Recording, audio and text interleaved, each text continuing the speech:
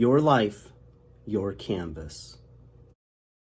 Hey guys, welcome back to 5nothing100nothing.com. I am Fuck It.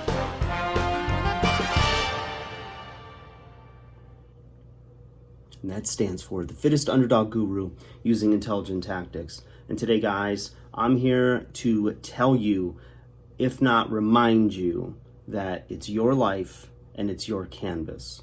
Okay? So you're on this earth. You were born for a reason and a purpose. And however you want your life to look, okay, it's like a blank canvas. And you can start anywhere you want on it, and you can put it any way that you see fit, whatever your hopes, your dreams, the lifestyle you want, the people you want to surround yourself with. It's all a matter of this. It's the power of your hand. It's in your mind. It's in your heart.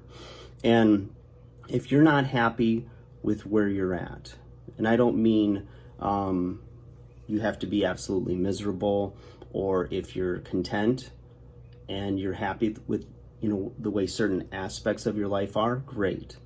But there's always areas where you can improve upon, where you can come up to a standard that you're going to be happy with. And that's for you to judge, nobody else. Anybody I know that used to work for somebody and they left the company and started working for themselves or opened their own small business, I haven't heard anybody to date say that it was a bad decision. It was scary, but there was always something inside of them. They would daydream or fantasize about, having their own business, being their own boss.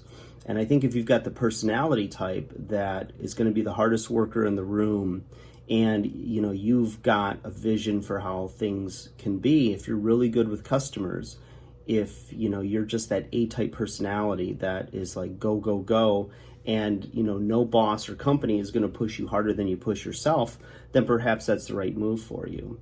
And to stay in fear is basically the start of this internal death of sorts, right? Or decay, because you're not happy. And so you're not optimistic, you're not hopeful, and it leaves you feeling defeated, in a sense, almost like you're in prison. Anybody that I know that hasn't been happy in their marriage, that waited to pull the plug on that, and waited, and then they finally did it, and as painful as it was, they're happier on the other side. And they almost always have said the same thing: I wish I'd done this sooner. And that's the thing, is that there's a lot of things in life that are fearful, that you're afraid of, or that can be scary, because change, the uncertainty of things, always leaves one feeling, doubtful, or, the fear of the unknown. But those that are very successful and very happy in their lives are the ones that aren't afraid, or work past that fear, push past it to overcome that as an obstacle to get to the other side. And almost always it's like, well, it wasn't that bad once I just finally did it, right?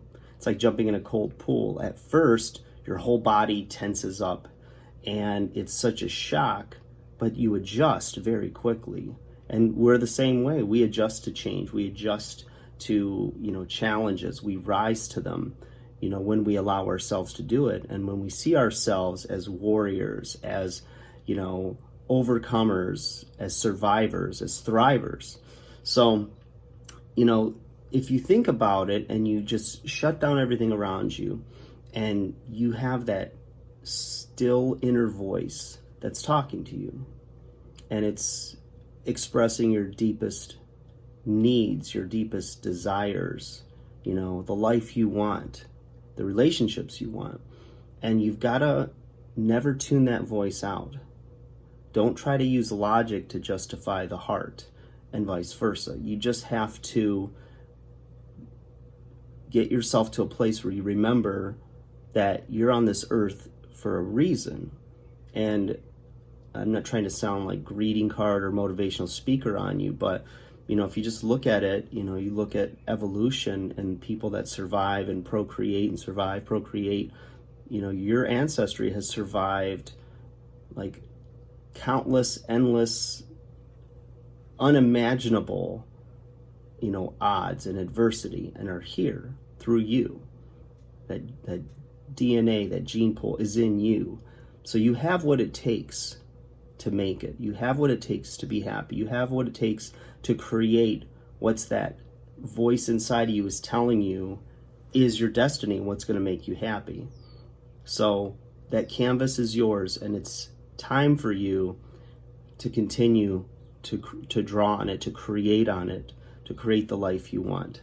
And if you create it and you realize that it wasn't what you thought it was going to be or wasn't cracked up to be, then scrap it and start over.